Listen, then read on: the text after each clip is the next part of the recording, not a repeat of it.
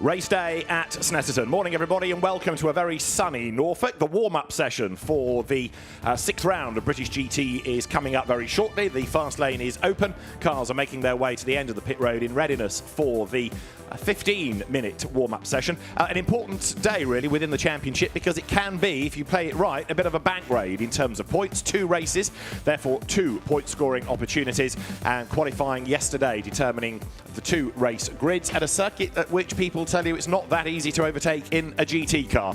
Track temperature already this morning, 22.1 degrees. There's very little breeze, as you can see, but yesterday was a tad breezier. We're anticipating it's going to get much, much warmer, and the Snetterton 300 is the place that we are at this weekend, so the nearly 3-mile circuit, and there you can see the twisty infield section. The Snetterton circuit is with 12 turns, the first of which is the fast right of Riches. They turn out of that up towards the Wilson hairpin, down towards turn 3, fast left, short straight, but then a heavy braking zone into Agostini, which is not quite a hairpin, but it sort of loops back on itself. Another short straight heading up towards Hamilton. Then you go into the right of Oggies, another short straight to a right of Williams, and then that is over half of the lap done. There's a lot in it in a pretty short space of real estate. Then down Bentley Straight towards the S's, turns 8 and 9, the old S's, now Brundle and Nelson. Bombhole remains unaffected at turn 10, into Coram at turn 11, and then a heavy braking zone down to turn 12 for the end of the lap. Then you accelerate up towards the timing line, slightly elevated, slightly inclined pit straight to break the beam. There, number 97 is the Andrew Howard and Tom Wood Aston Martin. David Addison trackside. Bryn Lucas is down in the pit lane. Let's say good morning to him right now. I am down in the sunshine in the pit lane here with Carl Cavers, as you say. Carl, it didn't go too well for you yesterday. Talk us through what happened in qualifying and before that. Well, we had a slight adjustment issue on the rear wing. Certainly cost us a bit of time. I made a mistake in turn 12 on best flying lap at quali. Ideal time should be a 1:49. I did a 1:49.8. It's not normally that far off, so we've got a lot to do in the race today, but we're pacing the cars there, so we should be all right. When you look across the garage, though, and you see what the other car across the way, and Morgan and Kirchhoff's doing, is there some frustration that they are able to turn it on and you guys weren't? You're going to have to repeat that one, Bryn. Is it frustration that the other guys across the garage and Tilbrook and Kirchhoff are managing to find the time when yesterday you weren't? No, not at all. I mean, those guys have been in. Kirchhoff is probably the best GT driver in the world at the minute, isn't he? And, you know, Morgan's been in the car so much. This is my first weekend in the car, so I'm surprised they're not further up the grid. But I think Morgan was probably a bit disappointed with his qualifying. The car's in actually a decent place, so hopefully we'll be all right when it comes to race pace. From where you are right now, the only place is forward, so we wish you the very best of luck. Thanks, Carl. Thanks, Bryn. Good to see you again. So Carl Cavers making a welcome return to British GT. He's been racing in the Porsche Carrera Cup GB this season and winning his class. He's been racing in the AM class, and he takes over in that McLaren number 3. Callum McLeod stays on board, but Mike Price having a bit of a sabbatical means that there's a seat available, and Carl Cavers stepping into something new and very different, going back to shared drives. There, number 69, one of the Mahiki Janettas, that's the Stephen Blake Anglis car. Blake Anglis making his championship debut. He's been signed as the reserve driver, but makes the step into the race seat this weekend. Johnny Adams, second in the championship, and a man, of course, now, as we can say without fear of contradiction, the most successful driver in British GT in terms of race wins, having won at Spa to get himself away from the same number as Phil Keane had won. He's now got the 20 to himself. That's the championship leading car, Charles Dawson. He is going to start race 1. He's behind the wheel of it. He got pole position for race 1. Cian Jewis, his co-driver. They are the championship leaders, and not only have they had a race win, but they've had a sort of invisible race win, if you like, because they were second on the road at Silverstone, and because the car that won wasn't registered for points, they scored the maximum points there. So in terms of championship, it's as good as having 2 wins. 86 Honda, that is the car that was on the podium at Alton Park. It is to be driven by Johnny Ipp and Jay Bridger, the man behind Bridger Motorsports. So they had a good run. It's entered in Silver Am, and Johnny Ipp, quick driver, he is behind the wheel at the moment. This warm-up session, of course, is not necessarily about chasing a time. It's more about making sure that all is well ready for race day. And in 1 or 2 cases, it is about making sure that cars are performing as they should after damage yesterday. So number 30 Mercedes, as an example, Phil Keane is behind the wheel. John Curry crashed that at the end of Q1 for GT4 cars. That has made it onto the track. And also number 17, the Luca Hopkinson, Harry George McLaren that hit the tyre stack that's on the inside of a corner coming up round about here. That car was out of Q2. That also needing the lappery to make sure it's all good. Morgan Tilbrook then, who is currently third in the championship. He is at the wheel of 77 McLaren. It didn't qualify so well, this car, 10th. Morgan Tilbrook's time for race 1, whereas it's a Marvin Kirchhofer time for race 2. And you're riding with Marvin Kirchhofer now. This session, 15 minutes in duration, and Kevin Say has ventured out in number 18 Mercedes, which is the car that's going to be on pole position for race 2. And there, straight on at the end of Bentley Straight, was going Morgan Tilbrook. So missing his braking point, couldn't get the car slowed down as we see him now rejoining. So we cut away to look at the Ginetta. That from the Mahiki team was in the hands of Josh Miller, but this is Morgan Tilbrook back on track, and Morgan Tilbrook is then coming through Coram. Now, whether that was a brake issue, we'll see whether he comes into the pit lane. But Morgan Tilbrook certainly going straight on. We were riding on board with him. Let's finish the move. This is it, coming down towards the braking zone. Down to 5th, down to 4th, but just could not get the car slowed down in time. The safer option was to go up the escape road and do a safe rejoin rather than try and fight the car into the chicane, to the S's, and risk having a moment. So Morgan Tilbrook doing the right thing in terms of going up the escape road, doing the wrong thing in terms of needing to be there in the first place. However, no damage is done, and the car will continue in the session. Number 1, the Alton Park winning Hugo Cook, Rob Collard Lamborghini. Rob Collard has done the first stint. Hugo Cook takes over. Now, back to number 84, Ginetta. Josh Miller at the wheel. The Mahiki Racing team having parked the Lotus programme for now, moving to Ginetta's, and into the pit lane comes Josh Miller, gets to that 40 kilometres an hour speed limit board, slows right down, and there is the lollipop from the car controller to say this is where we are, this is where you need to be aiming for in the pit lane, and it's nose in at 45 degrees, so Jack Mitchell is going to take over. Number 7 is in the hands of Giacomo Petrobelli. This is the car that's going to start second on the grid for race 1. Winning at Spa, that means it gets an extra 10 seconds in the mandatory pit stop. So it is Giacomo Petrobelli at the wheel, the London-based Italian, with Johnny Adam as his co-driver.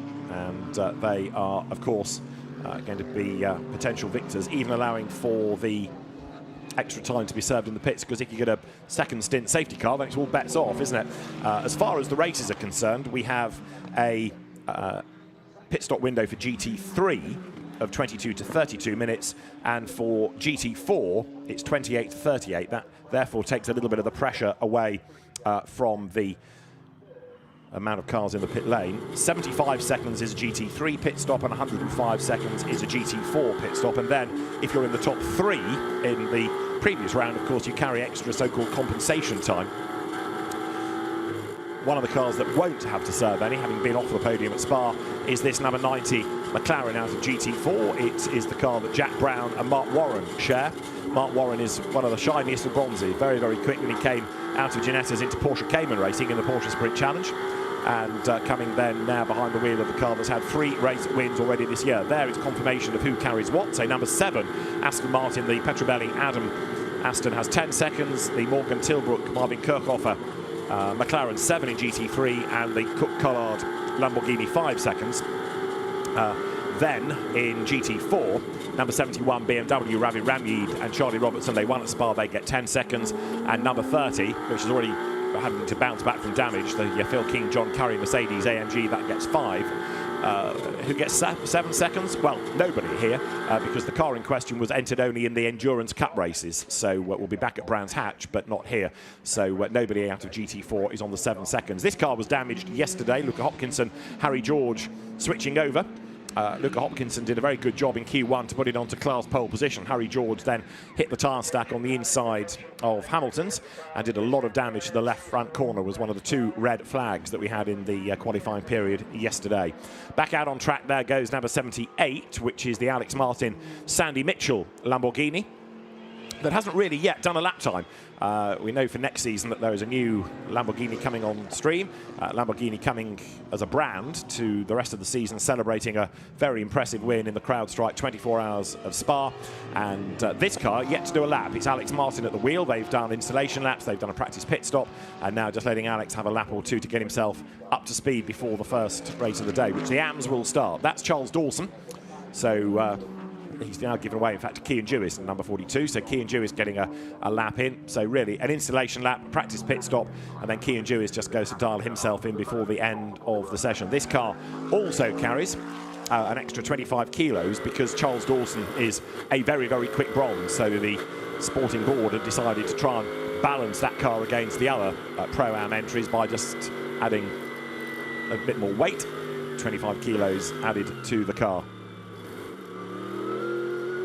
Kean Jewis with the tail wagging, comes out of turn 12 and bails for the pit lane. 6 minutes on the clock. So some of the teams, as you can see, doing a run, others just doing a installation lap, systems check. Yep, all is good.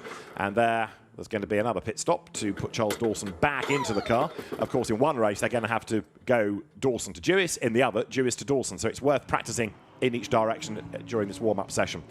A little bit of a twitch from the Alex Martin Lamborghini there, coming out of bomb hole into Coram curve. So that Lamborghini comes to the left-hander at turn 12, and we'll see now whether it stays out. Number 86 Honda was being driven early on in the session by Johnny Ipp. I think it's now gone the way of Jay Bridger. It has. 66 Porsche that flew under the radar a little bit yesterday. Nick Jones currently third in the time, sharing with Sven Muller, and Nick Jones heads for the pit lane in the Team Parker Racing round 911. And with both of the 2Cs Motorsport Mercedes there, up the pit lane goes Nick Jones. Right, no GT grid is really complete without a Ferrari. 55 is the returning Duncan Cameron, sharing with the very, very rapid Irish driver Matt Griffin. Good to have them back in British GT. They've been a great combination for well over a decade now, probably getting on for about 15 seasons. But the Spirit of Race SA entry comes out of the A, of course, a stable. Duncan Cameron at the wheel. Actually, this car, although it's not done every round, I'll grant you, it's not quite unlocked the pace you might have anticipated. So, tough day yesterday as well. 11th in GT3 in Duncan Cameron's session. He's been away racing in European Le Mans, in the World Endurance Championship, and coming back to British GT really for a bit of fun. But I think maybe they found it a bit tougher than they were anticipating. So in the sort of Irish green Ferrari for Matt Griffin with the Union flag on the side for Duncan Cameron. This is the view on board as the car now comes into bomb hole.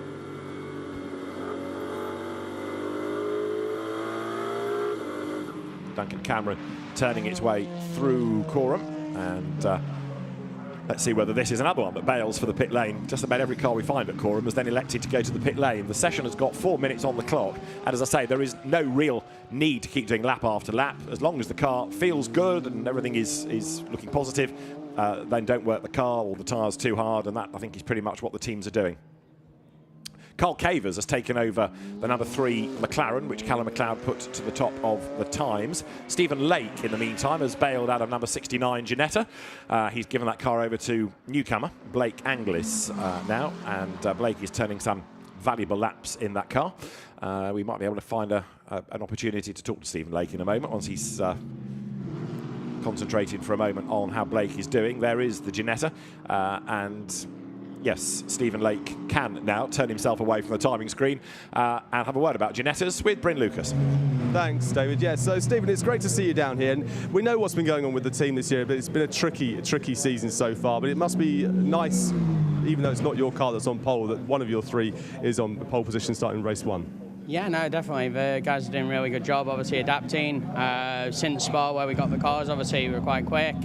Made a few team errors, being honest, which is fine, but that's on us, so we're learning. Yeah, it's great to be back at Snet. It's beautiful weather. The downside is we haven't had any time to go testing, really. So this is the first weekend we've had a proper go at testing. We're moving forward, we're pretty sensibly quick.